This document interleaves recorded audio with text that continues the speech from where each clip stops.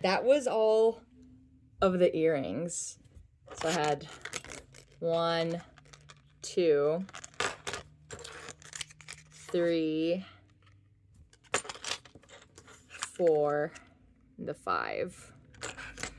And now for the necklace, which it came in such a cute little container. Like, so cute. This cute little box.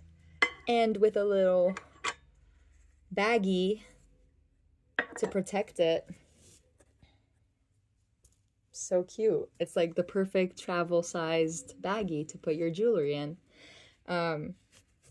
But this necklace is so cute. It's just like a nice beady necklace.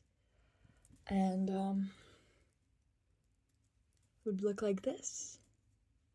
So kind of tropical feels, just super cute. Yep.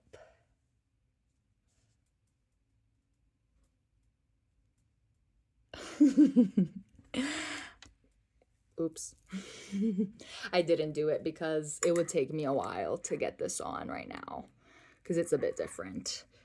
If you can see, you would do this and that would take me a while. So anyways, that is all for the unboxing.